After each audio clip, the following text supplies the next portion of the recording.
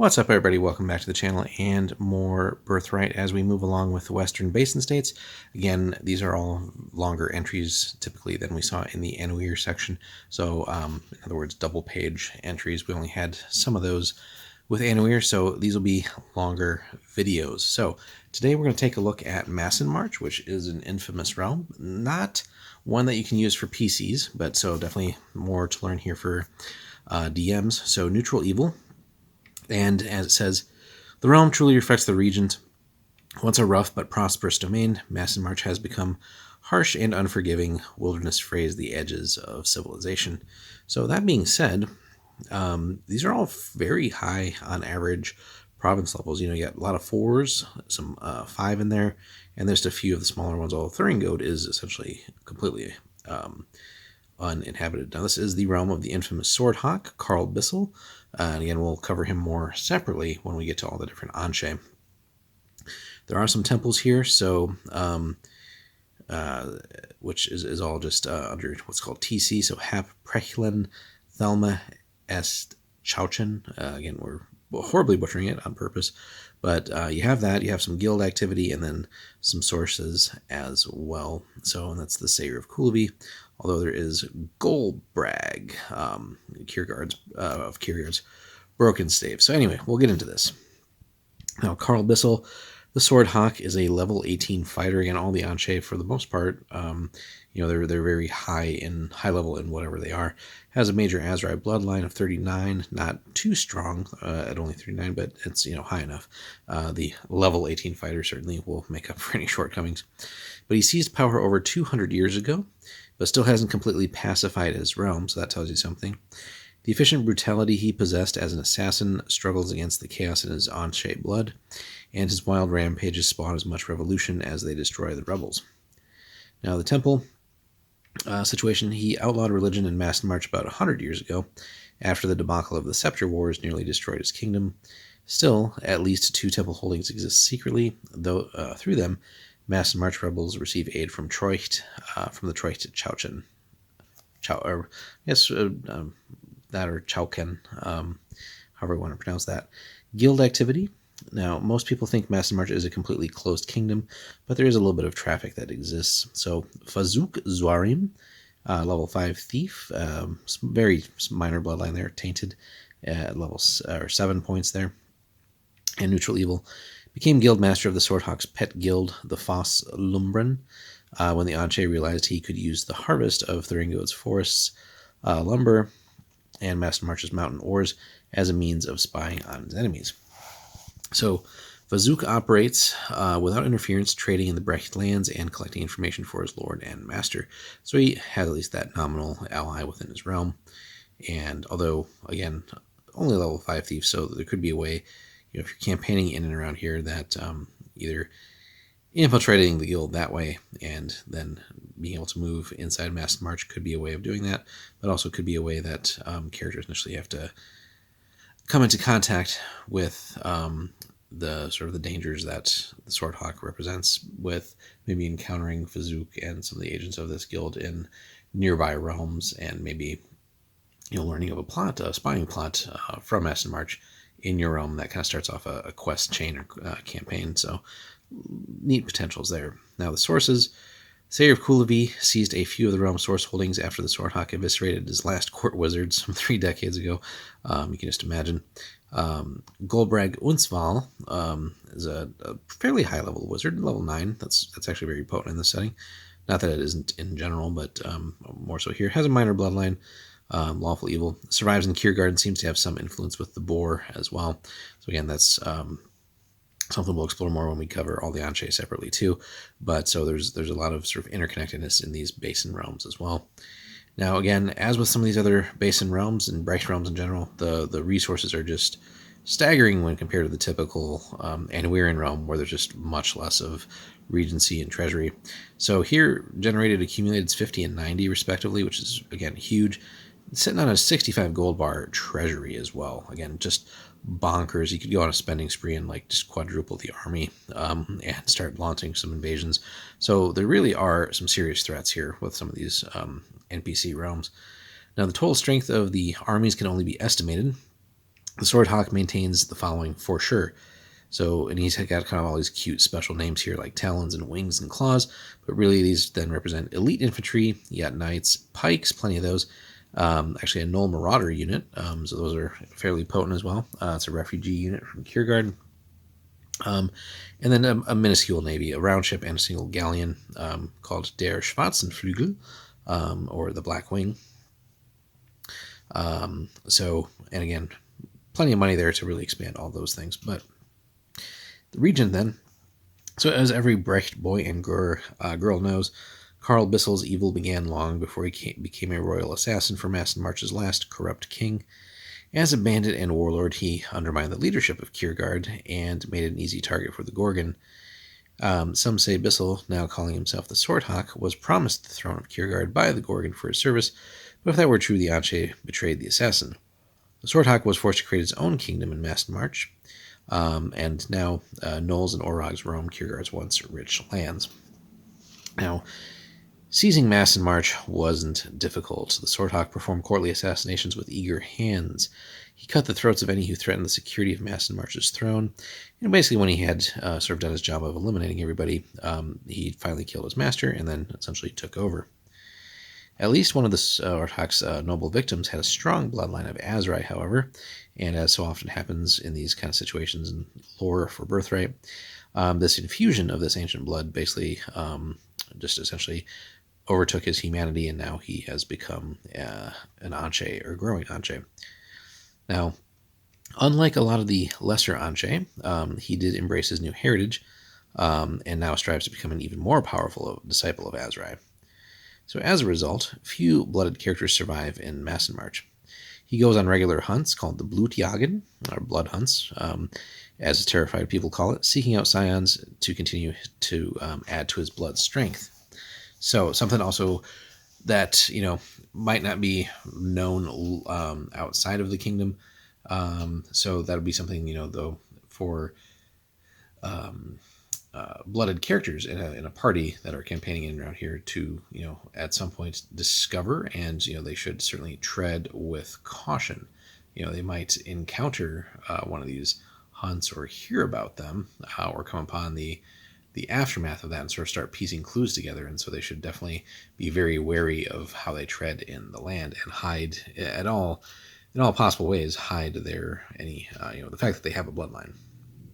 Now, minor scions sometimes become his servants, like the Kanasi thief Fazook. So again, there are some that he still knows about, but most die at his hands. Now, the true nature of the Swordhawk's transformation is still a matter of speculation.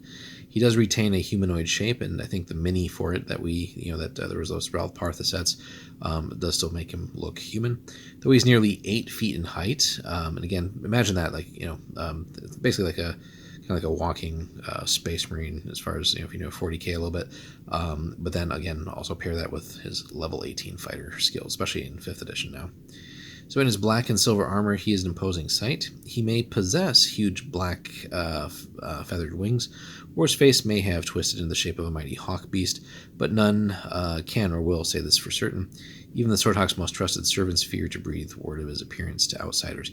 So again, that's where the DM can certainly have a little bit of fun, and again, we'll cover more details in the actual entry when we get to all the blood enemies, Anshe entries, and stuff like that.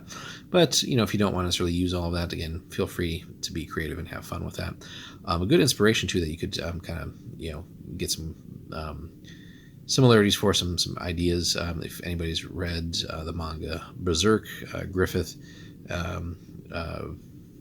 and the Band of the Hawk here, that would, I think, give you some interesting inspirations on portraying him in certain aspects.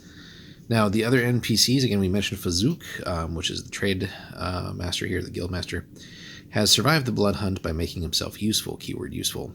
At the point of the sword, the Kinasi bandit convinced the Swordhawk he could raise enough gold to finance the region's armies and avoid the cyclic rebellions and desertions that the Anshe has experienced in the past. As an experiment, the Swordhawk gave him permission to organize interdomain trade on the condition that they would provide the region with accurate information about the strengths and weaknesses of neighboring domains. Zwarim provides the Swordhawk with valuable knowledge about many of the Brecht domains, including Kierguard, Rormark, Royal Guard, and Troicht. And essentially, I think continues to serve at the Swordhawk's sort of goodwill. So, as long as spy information essentially is coming in and trade tends to flow as a part of that, then he will essentially continue to get to live. Otherwise, the Swordhawk would likely take him out. So that could be an interesting maybe campaign goal if the takeover and or fueling of a rebellion in Massenmarch were kind of the goal. Potentially either putting Fazook in a bad position by feeding false intel and sort of just making him look like a fool to the point where the Swordhawk wants to take him out, or just find other creative ways of achieving the same end. That could be a way of eliminating a valuable piece for the Swordhawk. So, and sort of destabilizing. Okay. Now, some more description of the realm here. So when the Swordhawk seized power, he had only a few units of infantry under his command. None of the minor nobles and captains of the Old Kingdom would bow to an assassin and a bandit, but his cleverness and brutality certainly helped win out in the end there. So he broke each of his enemies as they really couldn't come together as a unified force to essentially stop him before he got started. So unfortunately, yeah, that's kind of how it developed. So that was, all of 200 years ago. So unlikely that, any are going to stand against him now, or whatever's left. So now Massenmarch remains a domain in turmoil. The Swordhawk rules from his military camps. No capital city remains from the Old Kingdom. Coastal settlements supply the Swordhawk's armies with food, while the interior provinces mine iron and forge steel for their lord. Every so often, a hero or horde challenges his power, and the domain runs with blood as he destroys them in turn. The only land in Massenmarch that the Swordhawk doesn't truly control is Thuringode Forest, and that is because, again, as we've seen in some of the recent entries, that is home to yet another Anche, and that is the bestial Anche, known as the Boar. And while the Swordhawk doesn't fear the creature, he can't destroy it. And although, he might not need to fear it, but when we get to the entry of the boar too, it's not like a regular sized boar. So it's quite massive. So yeah, could certainly cause all kinds of crazy destruction. Now, as it mentions, every few months the boar rampages through neighboring provinces, and the Swordhawk has to deal with those sort of natural but unnatural disasters as well. So, and again, size-wise, think more like this boar is like the size of like a large woolly mammoth for perspective. So it's not, again, your teeny tiny boar that you might see in real life by comparison. Now, cities, as we mentioned, there's no more capital city, and really no true cities exist in Massenmarch either. The former breadbasket of Victorum, again, it used to be a potent realm as far as development, but again, it's kind of been run down with war. If the old kings had not proven corrupt and the Swordhawk had not managed to seize power in the realm, there's no doubt that Massenmarch would now have at least two cities to rival the strength of Munin, their ancient ally. Speaking of allies, he has no true allies, as you might expect. It's a rare commodity for Anche, more like vassals. He did once have an agreement with the vampire, but both sides proved too evil and chaotic to continue anything but a guarded peace. So not outright enemies, but certainly not openly cooperating anymore either. The people of Massenmarch, however, those who wish to throw off the yoke of the Swordhawk, have an ally in Troycht, the forest domain to the east, and that's kind of been fueling the rebellion. Again, could be a fun campaign hook to be part of the sort of Troycht adventurers and other assets from Troycht that are then trying to more actively help out the rebellion and maybe start infiltrating Massenmarch and causing damage that way. Plenty of enemies, as we would expect, though. So, in his arrogance and anger, the Swordhawk declared himself an enemy of the Gorgon. It's a bold plan. We'll see if that works out. Level 18 fighter, so he can definitely hang with the Gorgon as far as fighting skill goes. But as we know from the Gorgon 2, the Gorgon's also an insanely high-level wizard. So, although, I'm trying to remember, I think the Gorgon is like level 25 fighter or something bonkers, even beyond the level 18 that this guy has. But again, this was more than 2 centuries ago. And again, that kind of goes back to that backstory of, did the Gorgon promise him Kierguard, and did he kind of renege on that? So who's to say? Then, again, the other problem with that too is Kiergaard, occasionally still being a proxy domain of the Gorgon, still attacks his western border. So he's kind of got these little micro wars to deal with, these little conflicts. So you got the western borders there. He's got to deal with the boar rampaging through. Can't really kill it, or at least hasn't decided to put the effort into trying to do that yet. So it's hard to then focus on some of his grandiose plans of taking over other areas when it's just he can't really, even after 2 centuries, get his own realm secured. So, but there's other enemies as well. The Swordhawk hates and fears the Royal Navy of Muiden, as again we've been alluding to across all these other entries so far. And once we get to Muiden, we'll see that's kind of the major naval power of the whole Brecht area. So perhaps something in his on-chain nature makes him fear the sea. The only vessel that will venture to sea is that he'll venture into the sea with is his Black Wing, and then only in extreme circumstances. So his known navy has never been strong. Muiden's Royal Marines harass his coast regularly and have on occasion taken whole provinces out from under his influence for as long as a generation. So again, he's like continuously being destabilized by so many like internal and external factors. So it doesn't really matter how skilled he might be as a fighter in and of himself, and even like with his armies that he has, just there's too much constantly going on to really kind of get it under control. So for this and many other reasons, it remains a mystery that Treucht, a known enemy of Massenmarch, remains free. If Treucht could be conquered, the Swordhawk could ignore Muiden's navy and assault the kingdom directly, but Treucht stands firm, though it supplies Massenmarch's rebels and holds a temple within the Swordhawk's domain. So again, that's that secret one that we saw. Actually, the two that are listed there, but again, very minor. Now, finally, the special consideration. So he has long wanted to conquer the basin of Brechtur. Again, we've been talking about that, but he cannot even control his own realm. So just as he seems to solidify his domain, something else thwarts him. And again, a laundry list of things: Kiergaard invades, the boar, some other event. Not keeping an alliance with the vampire. If he could certainly ally with another on-chain and make it successful, that could be pretty potent. So he just remains convinced that these setbacks are only bad luck that keep him from taking over the southern coast of the Great Bay, but whispers of a conspiracy against the Anche still continue to circulate, and again, that could be part of the way of creating little adventuring campaign hooks and just being creative as a DM there and just giving your players different avenues to go down. So there's plenty of interesting things here. It's an interesting domain, right? There's the sort of glory of the past that could be there, and maybe a major campaign goal would be finally defeating him somehow. Low again, level 18 fighter. Even if he somehow took out all of his armies and stuff like that, someone would still have to ultimately deal with him one-on-one, or in some sort of direct action, which would be pretty damn difficult. But there's ways to maybe play him off of, again, some of his other enemies. So maybe causing some more open, outright conflict with Kiergaard, maybe somehow influencing the boar to rampage more often, and just any number of other ways to do that. But it's just it's an interesting realm that and really, as far as the Anche go, and with kind of the Gorgon sitting at the apex, of course, if fortunately for also the other Brecht realms, the fact that these constant setbacks for him has essentially been what's kept him in check, because certainly with again the just outright fighting skills and the fact that he's continue to build his bloodline and hunt minor nobles, if he really could ever focus his attention on his neighbors and really start actually conquering,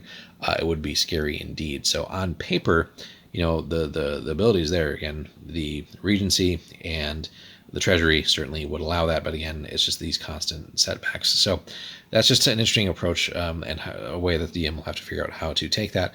But so it should be this constant trade-off between he's trying to get ready to conquer and build up his forces, but again, there's these constant setbacks, and which one ultimately is going to be the tipping point in a campaign and be kind of maybe a fun scale to develop. So as he's getting more destabilized, X, Y, and Z can happen. But if he's getting those threats dealt with and building up his forces for an imminent invasion to whoever, Kiergaard, Troy, whatever, maybe building up a navy to deal with Muden, who knows what, then that could have other campaign effects too. So that could be kind of an interesting campaign within a campaign as well. And maybe if someday the PCs were able to take over Massenmarch and reforge it into an actual realm for use, that could be an amazing epic journey. But let us know your thoughts on Massenmarch, guys. Again, this was a long one, but there's a lot to deal with these Brecht realms. So hope you enjoyed. Hit us up in the comments on your thoughts on the realm and maybe campaigns you've played in and around there, and if you've ever taken on the Swordhawk. So let us know, guys. Thanks so much for watching, and we'll see you in the next one.